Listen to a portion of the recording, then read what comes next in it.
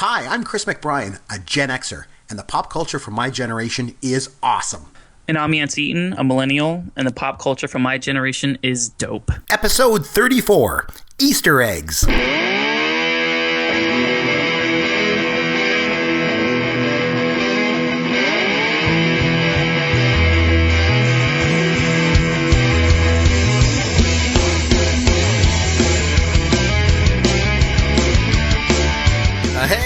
That's right. We're back again for another show. It's Chris and Yancy here. We got a big show because we got one of our old friends joining us again this week. Yancy, should I just go ahead and bring our guest right in? I really don't see why we shouldn't do that, Chris. Why delay, right? Why? It's our old friend Derek Byers, and everybody, you know him out there on Twitter at Amaron_DM. He's, of course, very well known in the D&D community, but to us around here, he's just known as Caveman. Derek Byers, welcome back to the show, my friend. Thank you very much, Chris and Yancy, for having me back. I had such a good time the first time, and I was really excited when you guys said you would have me back yet again. So, we had a wonderful conversation, you and I, the other day, and we got chit-chatting, and then we were like, you know what would be really cool if we did an episode with Easter eggs. You know, Easter eggs you find in movies and TV shows and all that kind of stuff. And I was like, Derek, not only is that a great idea, bud, you got to come on and do it with us. So he said, yes, of course. And so here he is. So that's what we're going to be covering. But before we get to that, a couple things, a little bit of housekeeping. Caveman, I did want to say congratulations. 14 years married to your lovely wife. Congratulations. Thank you very much. Thank you very much. And, you know, people ask me, what's the secret to a successful marriage? Oh, please tell. And I know the answer. Let me tell you. It's 2 television sets, exactly the same size, in 2 different rooms. Because when we had 2 TVs, and there was a big TV and a little TV, there was lots of fighting about who got the big TV. But when we had 2 TVs that were the same size, no more fighting. So for all of you people out there who are married or getting married, you want a peaceful, long-lasting relationship, if you like TV and you like pop culture and you watch movies at home, you need 2 TVs, same size, different rooms, so that when you want to watch different shows, there's no fighting, no arguing. That's the secret. There you go. Oh, that's some good advice. Yancy, do you have any advice for us this week before we get started? I do have advice. I don't know if I mentioned this on the last show, but March 20th was my 6-year wedding anniversary. Ooh, congratulations. And I also have advice regarding TVs. And this was something that was, I don't want to say it was like a hot point of contention between my wife and I, but whenever we first got married and we moved in together, I was like, well, we need a second TV. And she's like, why? I'm like, for the bedroom. And then she said something that always stuck with me. She's like, the bedroom is for 2 things, and TV isn't one of them. And ever since then, literally 6 years later, we have never had a TV in the room. And it is one of the best things, one of the best decisions she ever made, just right off the bat. She knew from the start. So that's my advice for people who are married. That's a good advice too. I wanted to share a little story with you guys. Can I share a little story of something that happened to me this week? So whether you know this or not, I wear glasses. So I just got a new set of glasses this week, and I know. So I decided to get. I have these little ones that are kind of frameless, it's like the glass, and I decided, I want these big black framed glasses. I don't know why. I've always wanted this, right? So I went out this week and I got them. Now every day I go and I pick my sons up from school. So my sons are 4 and 7. So I go to the school, and my 4-year-old is in kindergarten, so he's in kind of this penned-in area, and then I go up there, and every day it's so wonderful. He comes running out of the gate and say, "Daddy, Daddy, Daddy, Daddy." He runs all the way and he gives me a big hug. It's really nice. So on Monday, I get my new glasses and I go to pick him up, and he comes running out, "Daddy, Daddy, Daddy, Daddy." And he stops right in front of me and he just looks at me and he goes, "Daddy, you're beautiful." I'm like, oh my goodness. It's just the funniest thing ever. A 4-year-old. Thank you, son. I know. I was like, oh my goodness. I'm beautiful. So that's got that. And then, of course, my 7-year-old walks up and goes, "Daddy, you look like a nerd." And I'm like, yeah, I hate to break it to you, Daddy is a nerd, So anyway, so this week we are going to talk about Easter eggs. I did mention that, whether they're hidden in movies or TV shows or even in video games. Before we get started, though, another tangent here I just thought of, video games. When I mentioned that, I got to tell you guys, I've been dealing with something recently, and I'm not a huge video game guy. I kind of mentioned that before. I've never been a huge video game guy, but you know who's been obsessed with a video game lately? And that's my wife. So she plays this game on her iPad. It's called Slitherio or something like that. And I swear she's friggin' obsessed with it. She literally spends hours a day playing this stupid thing. It's like the dumbest game ever. From what I can gather, you basically move this snake around the screen, and the snake continues to grow and grow. And I don't know. I don't understand. Here's the thing. She's got me. But instead, she chooses to spend all of her time playing with a giant snake. Oh, my. Go figure. No comment. No comment. Well, too easy. We've got Avatar, Titanic, T2. Terminator 2, Judgment Day. But here's the spin on it. Which I've never actually seen True Lies. The best scene in the movie isn't CG because it's with Jamie Lee Curtis. Toy Story 3 made me cry. That's the one with Tom Cruise, right? Star Wars The Force Awakens. Imagination is where the real power is. When it comes to movie magic... Okay, so we're going to get started on this. We got lots. So we're going to have 15 Easter eggs we're going to share with people tonight. So Derek, you're our guest, so why don't you start? We'll start with you. We'll start at your number 5, work our way up to number 1. So for number 5, what's your number 5 Easter egg of all time? Whether it's TV, movies, you're a movie guy. You'll probably stick to movies a lot, I'm guessing, like I will. But. You are absolutely correct. I've decided to stick to movies for my 5, but... Now, before, interrupt. Yeah, I just want to mention one thing. So I guess we should maybe just lay some groundwork here. So we should establish the fact that an Easter egg, I'm sure everybody knows what it is, but I mean, it's basically, the definition would be it's an inside joke or a hidden message that's found in a movie or an episode of a TV show. So we'll use that as kind of the parameter that we're going to work with. So, sorry to interrupt. So go ahead. I just want to get that out there. No, that's perfect. Okay, so my number 5 is Raiders of the Lost Ark, which, Chris, I know both you and I love this movie to death. Yes. And the Easter egg that I want to specifically talk about here is Star Wars references, in this particular case, C-3PO. Nice. C-3PO and R2-D2 appear in Raiders of the Lost Ark, believe it or not. In the scene where Indiana Jones goes into the Well of Souls to recover the actual Ark of the Covenant, there are Egyptian hieroglyphics all over the place. And in a very distinct scene, you can see, if you know where to look, a picture of R2-D2 and C-3PO hidden in the hieroglyphics. Very cool. That's my number 5. I like it. I remember before we came on, Derek says to me, he's like, okay, but the only thing is, I'll do this Easter eggs with you, but Raiders of the Lost Ark is mine. And I was like, oh, okay, well, John Landis, you're not allowed to touch, so we'll get into that. So, Yancy, what's your number 5? What do you got for us, my friend? Number 5 for me is kind of stupid, and it's more than... It's the same Easter egg that's used in... Is it Slither.io stupid, though? That's the question.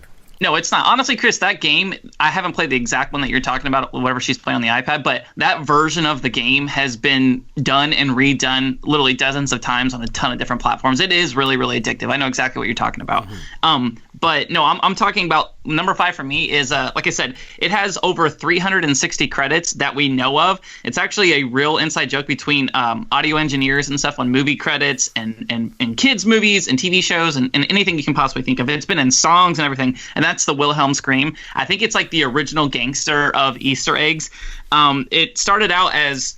I can't even remember the name of the movie. It's been, it was 50, 60, 70 years ago, but it's this really corny, over-the-top scream. I don't know if you could stick it in here, Chris. I doubt it, but it's been in almost every single movie you can possibly think of. It was in all the all the Star Wars movies. It's in Planet of the Apes, in Spider-Man, in almost every single Disney movie. It was in Lord of the Rings. It was in, let me look down the list real quick. It was in Taxi. It was in Sin City. It was in... Let me see some more. Monsters House and all the Transformers movies.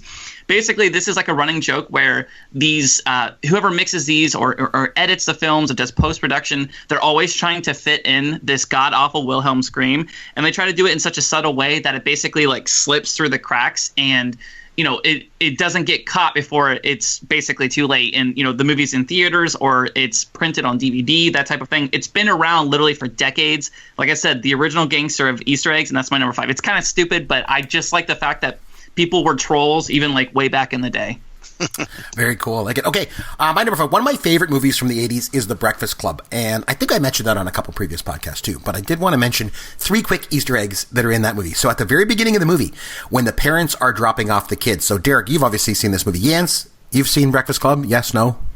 No, I have not. Are you kidding me? Oh, Yancey. Oh, God. Okay, so anyway, at the beginning of the movie, these kids, Yancey, it's a Saturday and these kids are in detention in high school. So at the beginning, the parents are dropping off all the kids one by one. And the mom and the sister that drop off Anthony Michael Hall are actually his real life mother and sister. That's kind of a little interesting thing. And the other one I wanted to mention is he's kind of like the brain, right, in the movie. That's his thing. And the license plate on the car when they drop him off, when his parents drop him off, or his mother and sister drop him off, the license plate is EMC2. So I thought that was kind of an interesting one. And then my favorite one, though, is at the very beginning of the movie when the camera's panning along the halls and it shows, all different parts of the school, and then it shows the school's trophy case, and then it shows a yearbook. And there's a picture of a student, and beside the picture it says, most likely to succeed. And the guy in the picture is a younger picture of Carl the janitor. John Kapelos. He's Canadian, by the way, Caveman, from London, Ontario. But I knew that. A couple of Easter eggs there. I just really wanted to share. So that's my number 5. Number 4, Derek, what do you got? All right. Number 4, I'm going to go with something a little bit newer. Toy Story. The original Toy Story.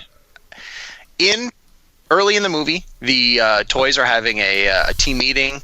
Andy calls them, or Woody calls them all together, and he's got the microphone. He's giving them all, plastic corrosion awareness night was a great success just before Andy's having his birthday. During that scene, he is standing in front of a bookshelf, and the names of the books are all names of other Pixar short films. So, for example, there's Tin Toy by Lasseter. Lasseter is the name of the director of Toy Story and of Tin Toy, as well as one called Knick Knack and one called Red's Dream. Again, a little wink from the good people at Pixar when they were making Toy Story. And since Toy Story was obviously such a huge success and Pixar has gone on to do many great films, there are a lot of running gags and Easter eggs that they have planted in their movies deliberately for people like us who love movies, who want to get a little bit more out of it on a repeat viewing. And if you go on the internet and you look up Pixar Easter eggs, you're going to find dozens, if not hundreds, of things to look for. So that's the one I wanted to call attention to. The original Toy Story, look at the books behind Woody when he's doing his little speech at the beginning of the movie. Very cool. Like it. Okay, Yancy, number 4, what do you got? Number 4, As a Plane Flies Overhead, is going to be another stupid one for me. I've mentioned in past episodes that my favorite game as a kid, more as like a teenager, was the Halo series, especially Halo 2 and Halo 3. In Halo 3, Bungie was the original kind of developers of the game that eventually it went over to a different studio. But Bungie were like the original gangsters when it came to, I'm using that term a lot, original gangsters tonight. I don't know what's up with me.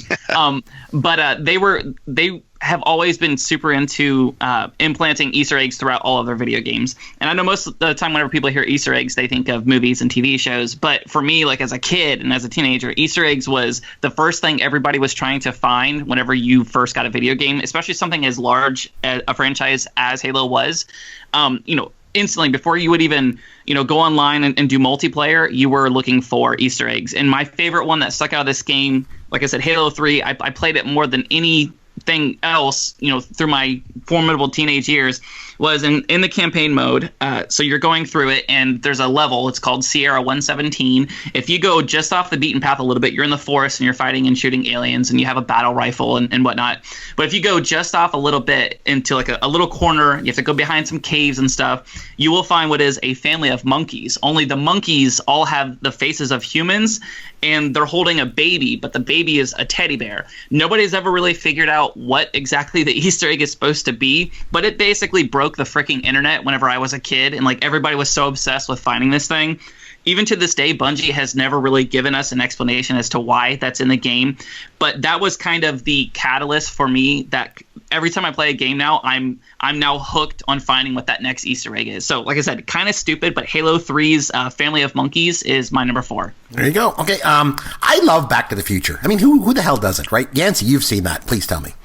I seen part of the first one. Oh, God. Oh, dude. Oh, man, it's just killing me. Okay, so anyway, well, I'm sure everyone not named Yancy listening to this podcast remembers the scene at the beginning of the movie when Marty McFly, remember he's on stage and his band is auditioning to play at the school prom. You remember that, Caveman, right? Oh, I love this scene. Right? I know exactly where you're going. This almost made my list. I know. I got 3 out of that scene that I want to share with people. Again, another triple one here. So they start playing. They're auditioning to try and be picked to be the band to play at the prom. And then one of the judges makes them stop, and he says, "No, I'm sorry. You're just too loud." And of course, the 3 Easter eggs of the scene are number 1. The guy, of course, everyone spotted this. The guy that tells them to stop, that they're too loud, is of course Huey Lewis. So that's kind of cool. And the second Easter egg is the song that they're playing on stage. So the song that they're jamming to is The Power of Love from Huey Lewis and the News, is a version of that. And the third Easter egg in this scene, the thing a lot of people don't know, is the backup band that's playing with Marty is actually the News from Huey Lewis and the News. So those are 3 Easter eggs I love from a movie that I love very much. So number 3, Caveman, on to you. All right. This one's an action-packed Easter eggs for you here in a hilarious movie. Okay, this is one of my all-time favorite comedy movies we're talking about here, Galaxy Quest. If you're a big fan of the Star Trek franchises, as I am, Galaxy Quest is the ultimate parody / homage to Star Trek. And if you've never seen it and you're a Star Trek fan, you've got to do yourself a favor and go see Galaxy Quest. The specific Easter egg I want to draw attention to is pertaining to their spaceship. In Star Trek, the Enterprise has the famous number NC. Oh man, am I going to get this wrong here? NC 1701. NC 1701. Yeah, okay. So nice, in Chris. this movie, Yeah, no problem. yeah, saved. Nice save, Chris. Gotcha back. In Galaxy Quest, their ship is called the NTE 3120. NTE has been revealed to stand for Not the Enterprise. And on top of that, the ship itself is essentially looks like an arrowhead surrounded by an oval-shaped ring, and that is a blatant, call it ripoff, of the communicator pin symbol that is used in the Star Trek The Next Generation series. So a couple of Easter eggs there about the ship in Galaxy Quest that I wanted to point out. Now, I want to sort of do a 3B, if we will. On the DVD of Galaxy Quest, or I assume the Blu-ray as well, but I have the DVD, old school. As with many DVDs, you can get an audio commentary by the director, the producer, the actors, and they talk about the movie. Hopefully, solid film fans know all about audio commentaries. I personally love them. With the Galaxy Quest audio commentary, there is a hidden audio commentary that is done in the alien language. It just sounds like them going blah, blah, blah, blah, and it runs the full length of the movie. It's as annoying as hell, but it's hilarious. The first time you accidentally stumble across it, there's this other little Easter egg on the DVD, this hidden audio commentary. So Galaxy Quest is my number 3. Oh, I like that. I saw the movie in theaters. I remember that. Okay, number 3, Yancy. What do you got? That may be the nerdiest thing I've ever heard. And the fact that I knew the 1701, it's just like my son said, Daddy, you look like a nerd. I am a nerd. What can I say? Okay, yeah. Yancy, on to you. Daddy, you're beautiful. Yeah. Okay, so the next couple ones are going to all be some of my favorite movies that I've referenced before. So let's talk about Fight Club a little bit. So we know that in Fight Club, well, maybe not all of us know, but Tyler Durden actually appears 4 different times in the movie before he's actually introduced as a character. So you'll see lots of flashes. It's just for a split second, or he's in the background, or like there's the one where they show a commercial and like there's a bunch of dudes in white tuxedos. He's on the corner. It's basically giving us like the preamble to the fact that he is going to start making an appearance, and it's kind of letting you know if you really pay attention that there's something going on here that isn't exactly what it seems. That's the first one. The second one, which is like a little bit more obscure, you wouldn't know it unless you actually went in and kind of like read this from the people who made the movie themselves. But the font for both the title and the credits, the official title for it is called Fight This, which I thought was really funny. And then there's another one where where Marla, she gives them the phone number, Marla Singer. Her phone number is 555-0134. This is actually the same number as Teddy in Memento. That's the same number that he constantly uses over and over.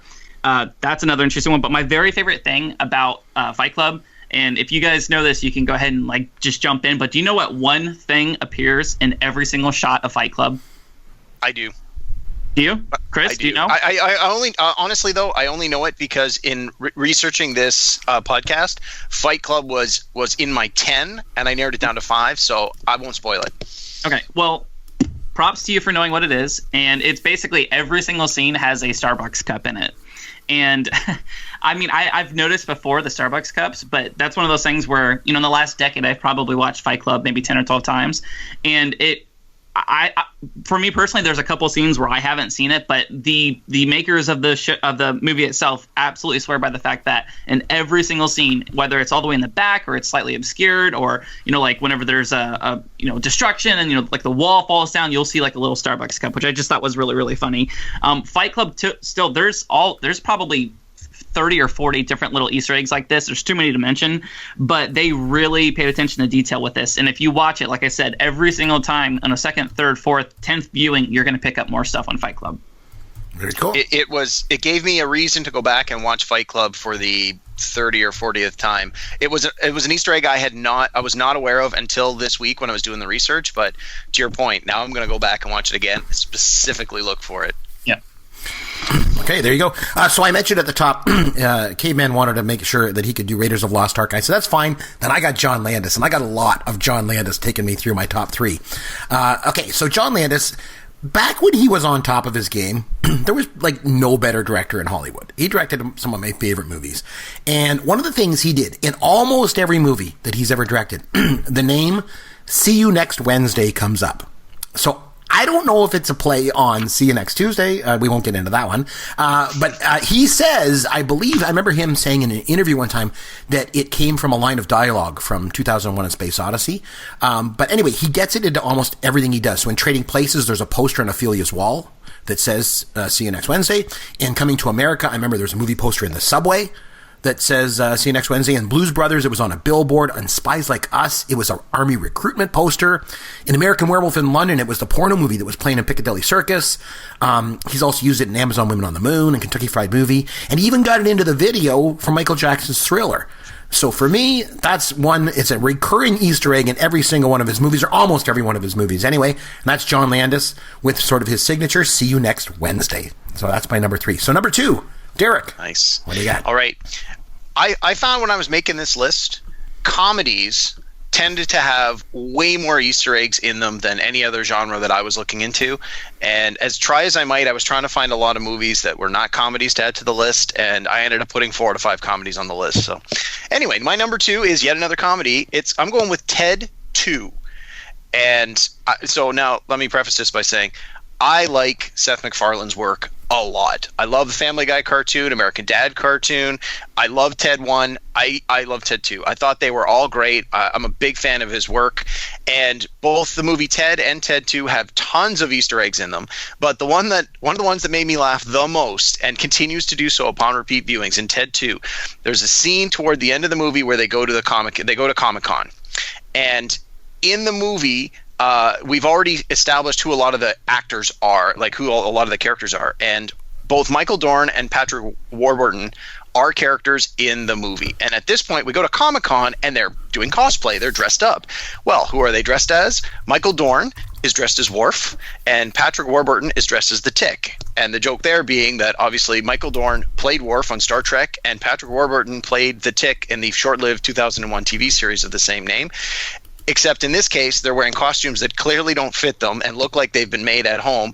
And the two of them are being angry and belligerent and calling everybody nerds and just like the total opposite of what you read about them being in real life.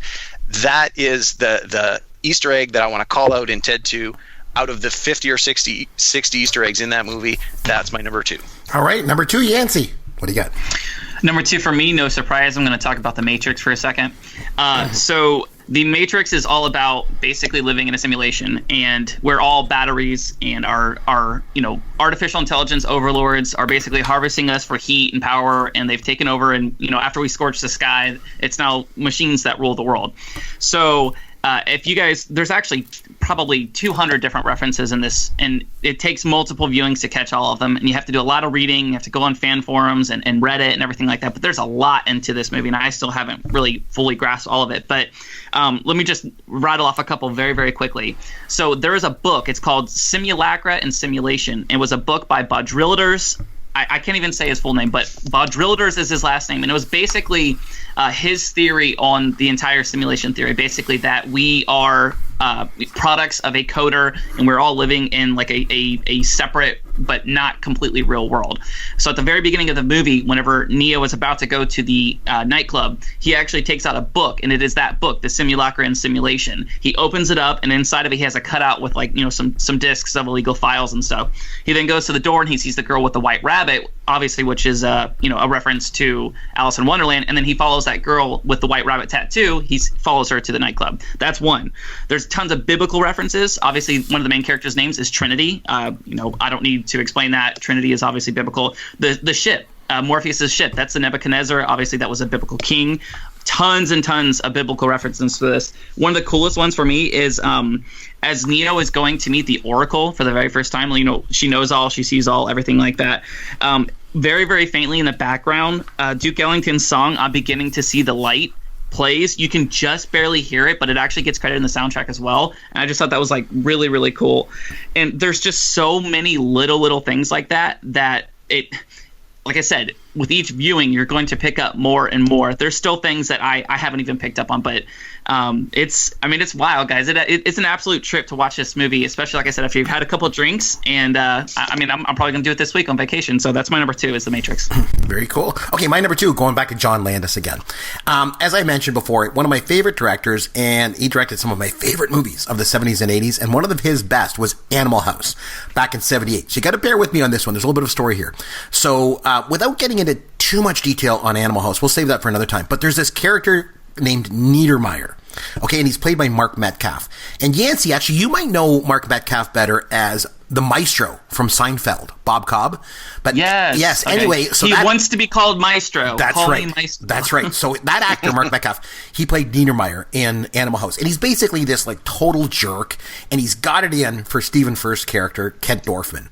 So Niedermeyer's always yelling at him, and then when Twisted Sister came out with their music videos in the 80s, they used both Metcalf and Furst in their videos, and they got them to reprise their roles and their characters for the videos. But anyway, for those of you that have seen it, Niedermeyer is the one. He always says things like, "What's that? A pledge pin on your uniform?" So he's got these famous lines in the movie. But anyway, he's a big jerk, and then at the very end of the movie of Animal House, if you remember, right before the closing credits, what they do is they put these little snippets of sort of what became of the characters in the movie.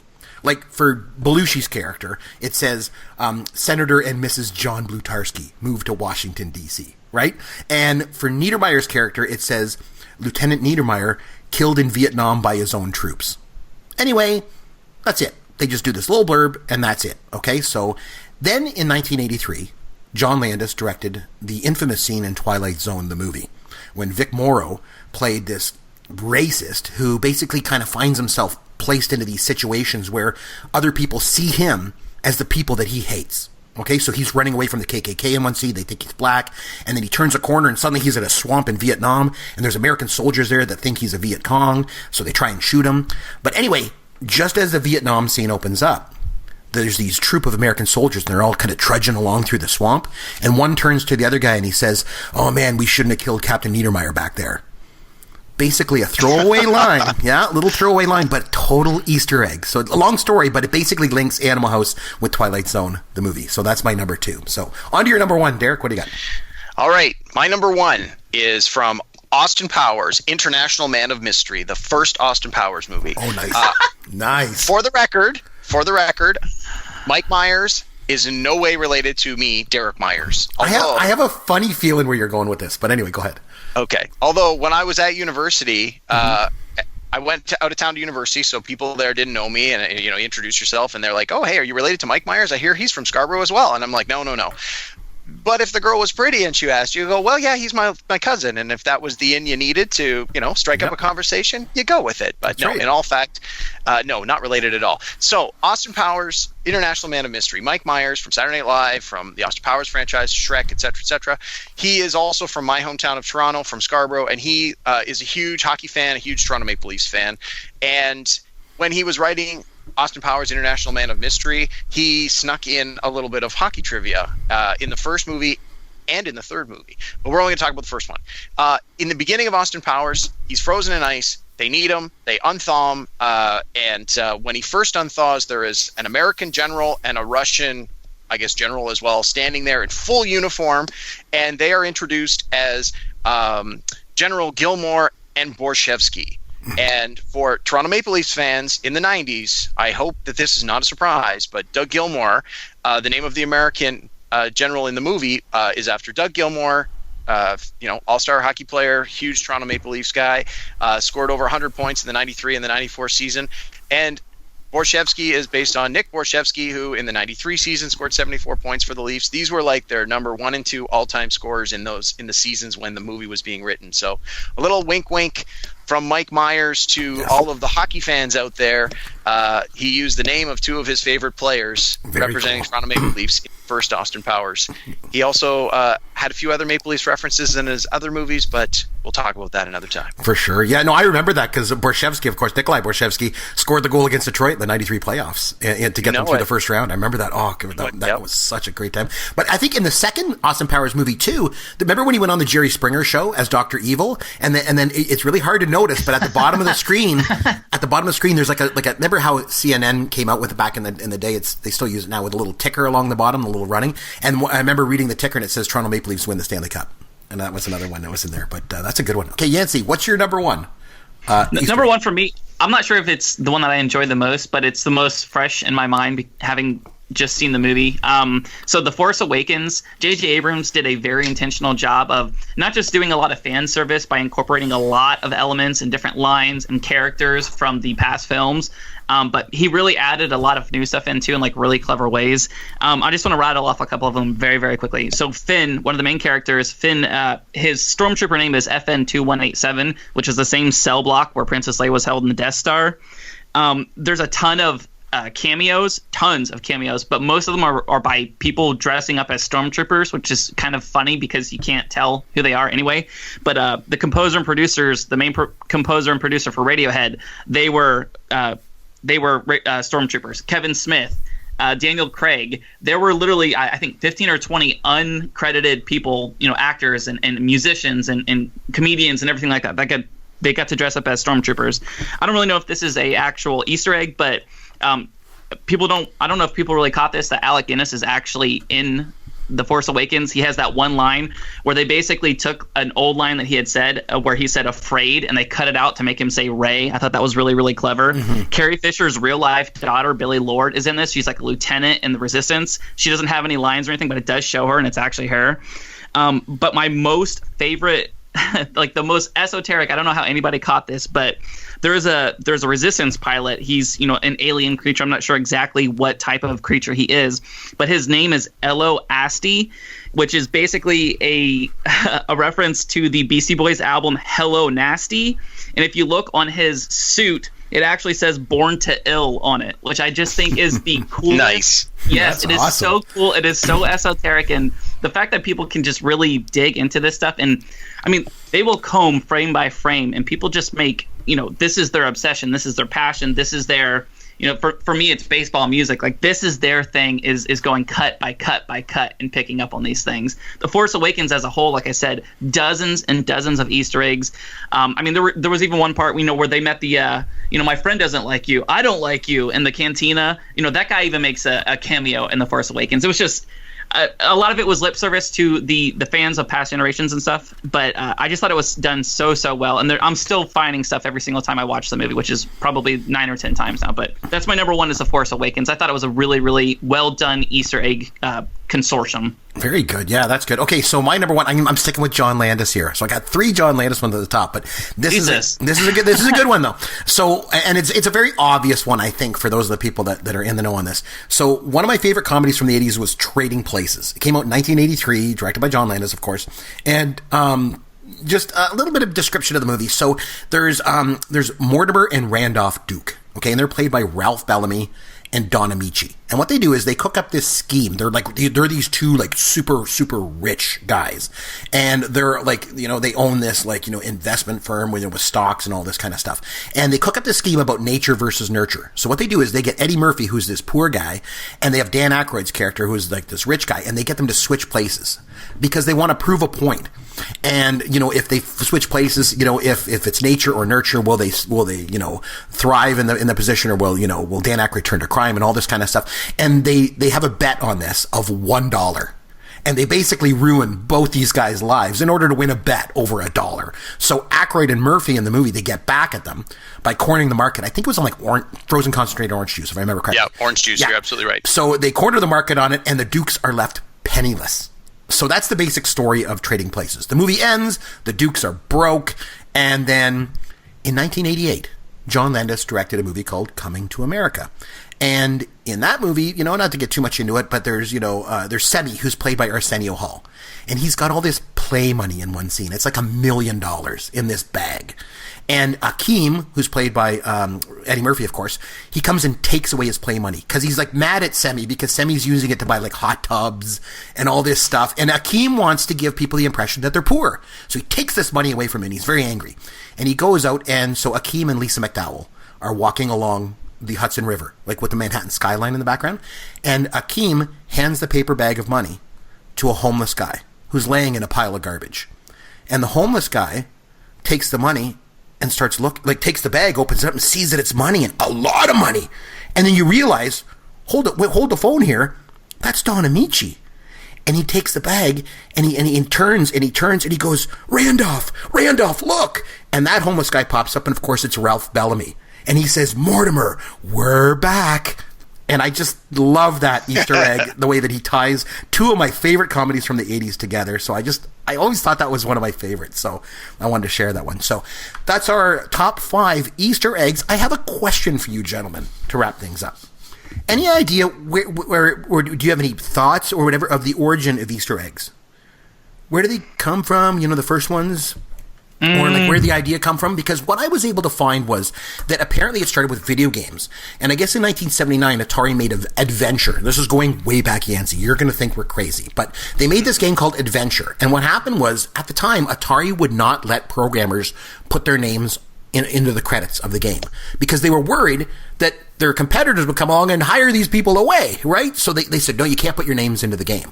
So this guy, Warren Robinette, came along, and what he did was he hid his name in there. I guess if you hovered over a certain little spot in the game, it would pop up and say, this game is created by Warren Robinette. So anyway, the guy leaves the company, but then Atari finds out that this is in the game. And so they're like, okay, well, we got to cover this up. But it would have cost them so much money to cover it. They decide not to. They just leave it in there. And actually what they did was they thought it was so cool that they encouraged their developers to try to put these kind of little hidden messages into their games going forward for people to try and find. And I think that kind of started it. Like that's sort of the official, origin of Easter eggs. But for me, I think it's a little bit different. So I'm going to go with this. The Rocky Horror Picture Show. Which, oh, by the way, Cave, you and I were at Fan Expo last year. Do you see who's coming this year? Tim Curry and the cast of Rocky Horror are going to be there, including Bruce Boxleitner, and who else is going to be there? Meatloaf is going to be there too. So it should be pretty cool. Nice. Nice. So anyway, so that's going to be cool. So in that movie, I guess on one of the days, they were like hiding Easter eggs around the set, actual Easter eggs, where they were hiding them on the set, and they were playing games of trying to find them. Because they're bored, because when you're on a movie set, hurry up and wait, you got to do all that stuff, right? So they were hiding these Easter eggs, and they were finding them, and then what happened was they didn't find them all, and they left some of them laying around, and they ended up in the movie. And so to me, that's always been like the place, because like if you look, it's really hard to find, but if you're really into that movie and you go look, and I think the one that I remember that everyone was talking about was under Frank. It was under a table. It was under his throne. I think it was under Frankenfurter's throne, and then I think there was one in the light, and then one in the elevator when they go up to the lab. But so to me, that's been kind of the origin of Easter eggs. But I don't. You guys, Yancy, have anything to add especially in terms of video games? It seems like that's where the origin really is, but I don't know.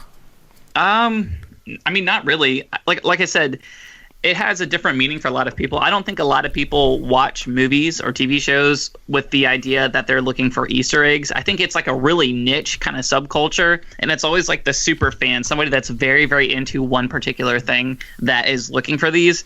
And, most of the references are so obscure that a vast swath of the population is never going to get them anyway. And I think that's kind of the fun in it. With video games, it's pretty intentional because, you see it. You're looking for something that's not supposed to be in the game, that's completely out of the, the design and the flow of the game. Seeing like a family of monkeys with human faces, in a futuristic, alien fighting game makes no sense at all. But I don't really know the origin of it. I just always assumed, kids looking for Easter eggs on Easter is the same kind of thing. Obviously, that's kind of what they're referring to. But I mean, if I had to guess the very first Easter egg or who came up with the idea to hide stuff like that in movies, kind of as like a wink to the viewer, I'm not really sure.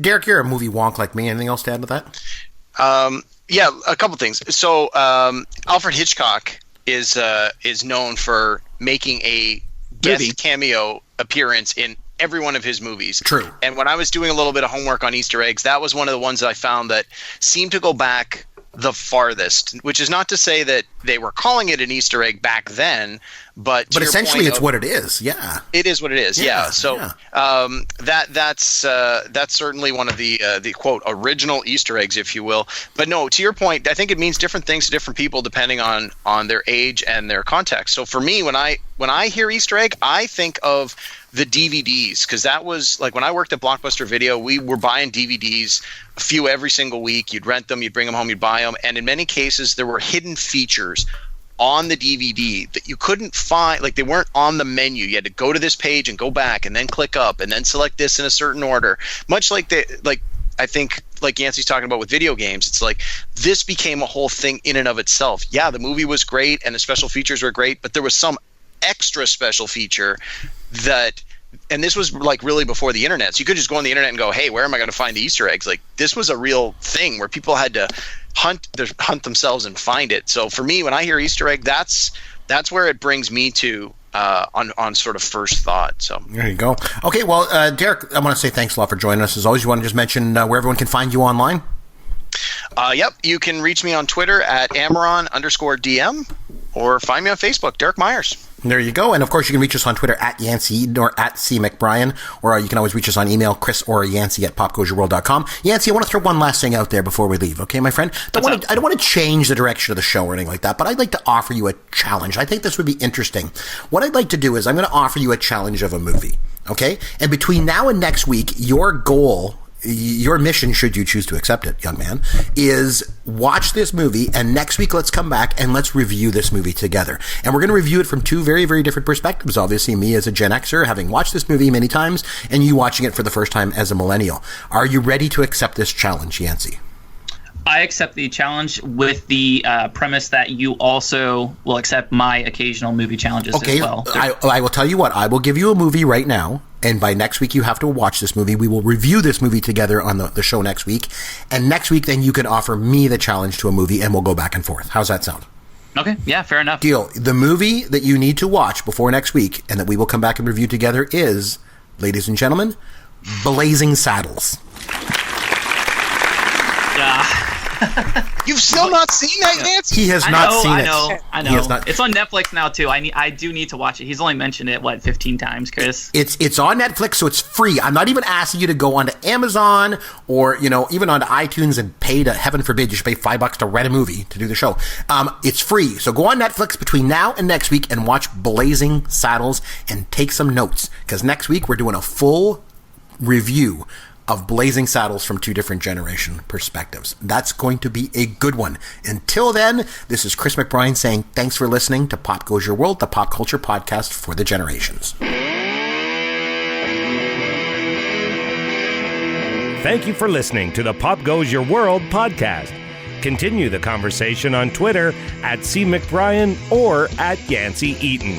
Please consider leaving a review for the podcast on iTunes or wherever you download and listen to the show.